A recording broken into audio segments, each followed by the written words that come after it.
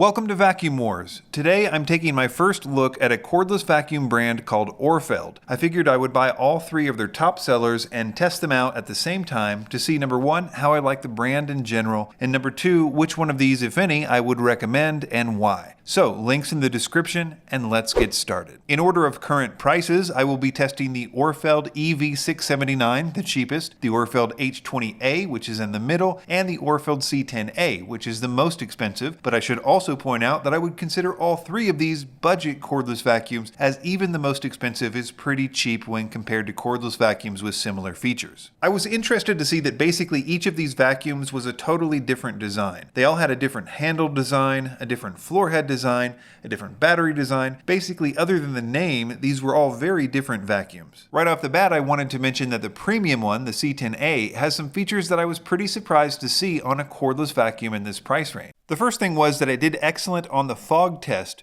showing that it had a really good filter and a really good seal. Maybe not perfect, but much better than I expected for a vacuum in this price range. The other two vacuums are much more of what I expect for cordless vacuums in this price range. That is not particularly good in the filtration department. The second feature that the C10A had that the other two didn't was the auto suction adjustment feature with a dirt sensor. This is where you can leave it in auto power mode, and when the internal sensor detects debris, it will increase the suction power automatically. The idea is to optimize battery life and cleaning ability at the same time. ORFELD says it will increase your vacuuming time by 50%, and I've only seen this particular combination of features on vacuums much more expensive, like 3 times the price, like on the Tyneco S12 or the Dyson V11. So it was pretty impressive. All three had dramatically different floor head designs with different sized front gates, which as we'll see later give them different strengths and weaknesses, but the C10A and the middle one, the H20-A, had interchangeable brushes where you could choose between the standard hard bristle or the soft brush, where the cheaper one, the EV679, only came with the soft brush, and again we'll talk more about that later. So let's jump into some of the differences and the tests. In terms of power, we test suction and airflow on various places on the vacuums and in all their power settings, and although the most expensive one had the highest stated suction numbers according to the manufacturer, I measured similar suction numbers with the EV679, but that was probably due to the C10A needing more base power because it has a much better filter, which reduces the suction and airflow that I'm able to measure significantly. All in all, these are fairly good numbers for this price range, but as we'll see, more often than not, it will be the floor head design that will have a bigger impact on the results. In terms of battery life, I took the low power numbers from the manufacturer, but I tested each one in their highest power setting with a cleaner head attached as well. And I found that the H20-A had the smallest battery, though it did have the best high power battery life numbers of the three, but that was just because, if you remember, it also had the lowest airflow output on high power. With the other two, the C10A had the best battery life numbers with 1 hour on low power and about 14 minutes on high power, and you could probably expect something between those two numbers if you were using it in auto mode. The main difference with the floor head designs is the size of the gates on the front that allow for larger debris sizes. The smaller the gates, the better it can deep clean carpets,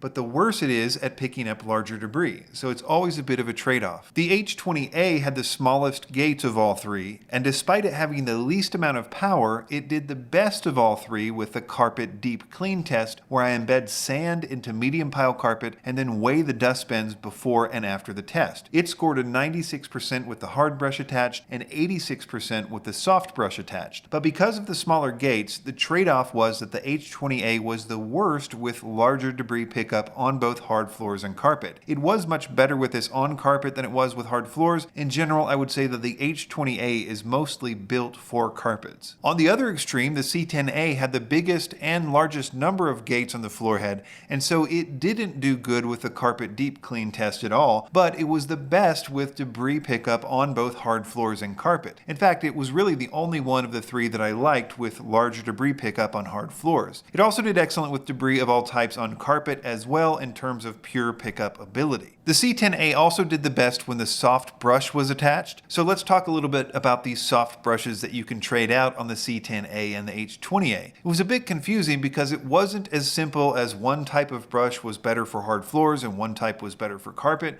because after many tests, I found that, for example, the C10A did better with the soft brush than the hard brush with deep cleaning carpets, while the H20-A did better with the hard brush for carpet. So it was all just about the floorhead design. One big drawback for using the soft brush with the H20-A and the EV679, which only has the soft brush, is that they did poorly with larger debris like Cheerios getting caught in the brush roll housing. Probably because there wasn't enough room for the debris to be sucked up. But again, probably because of the floorhead design, the C10A with the soft brush did not have the same problem and was easily able to pick up larger debris with the soft brush without it getting stuck in the housing. In fact, the only thing I was able to determine was true in every case with the soft brush was that the soft brush was better than the hard brush at resisting hair tangles. I tested this with 1 gram of 7-inch hair and 1 gram of 14-inch hair with the hard and soft rollers. And the ORFELD EV679, which only had the soft brush, did the best in general. The C10A did better than average on both the 7 and 14-inch hair tests, at least with the soft brush, while the standard brush was not very good in this category at all, consistently getting a larger percentage of the hair I put down caught in the bristle. I know this is getting a bit confusing, so I'll just mention a few more things and then sum it all up in an easy to understand way. The C10A did slightly better with the Crevice Pickup test than the other two, probably due to the fact that it has little seals on the sides as well as on the back of the underside of the floorhead, where the other two, because of the way the brush release lever is designed, only has seals on the back. It was no surprise that the least powerful, the H20A, was also the quietest with the noise test, and conversely, the most powerful in terms of stated suction power was the loudest. On that point, I would say one negative thing I noticed with the C10A's otherwise really cool adjustable suction feature is that it seems very sensitive to the smallest amount of debris, so it seems like it's constantly adjusting to every piece of dust it senses. It's a small price to pay for a really cool feature, but it is worth mentioning. None of them had a great attachment package, though the C10A had more options, and I think the best wall mount design. I thought they were all lighter and more easily maneuverable in terms of their swivel than many cordless vacuums, even in the premium category, so I would give them all high marks in terms of usability. So I would break it all down like this.